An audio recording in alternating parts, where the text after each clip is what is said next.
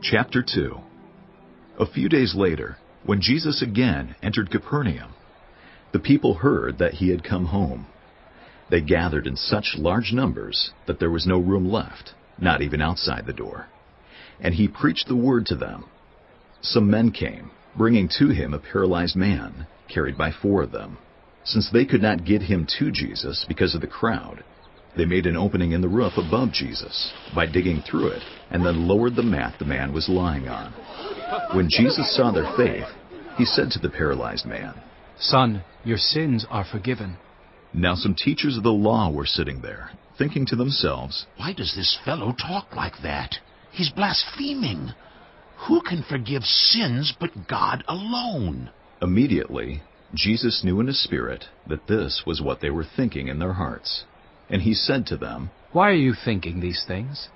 Which is easier, to say to this paralyzed man, 'Your sins are forgiven,' or to say, 'Get up, take your mat and walk'? But I want you to know that the Son of Man has authority on earth to forgive sins." So he said to the man, "I tell you, get up, take your mat, and go home." He got up, took his mat, and walked out in full view of them all. This amazed everyone, and they praised God, saying, "We have never seen anything like this." Once again, Jesus went out beside the lake. A large crowd came to him, and he began to teach them. As he walked along, he saw Levi, son of Alphaeus, sitting at the tax collector's booth. "Follow me," Jesus told him. And Levi got up and followed him. While Jesus was having dinner at Levi's house, many tax collectors and sinners were eating with him and his disciples, for there were many who followed him. When the teachers of the law, who were Pharisees, saw him eating with the sinners and tax collectors, they asked his disciples, "Why does he eat with tax collectors and sinners?" On hearing this, Jesus said to them, "It is not the healthy who need a doctor, but the sick.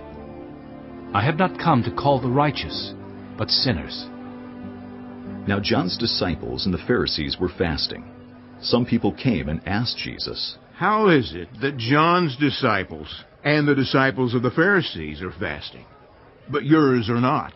Jesus answered, "How can the guests of the bridegroom fast while he is with them? They cannot, so long as they have him with them. But the time will come when the bridegroom will be taken from them, and on that day they will fast. No one sews a patch of unshrunk cloth on an old garment. Otherwise, the new piece will pull away from the old, making the tear worse. And no one pours new wine into old wineskins. Otherwise, the wine will burst the skins, and both the wine and the wineskins will be ruined. No, they pour new wine into new wineskins."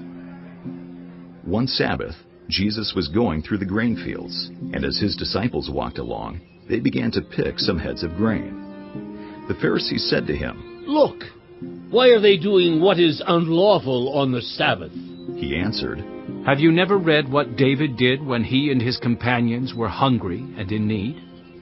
In the days of Abiathar the high priest, he entered the house of God and ate the consecrated bread, which is lawful only for priests to eat, and he also gave some to his companions." Then he said to them, "The Sabbath was made for man, not man for the Sabbath. So the Son of Man is Lord even of the Sabbath."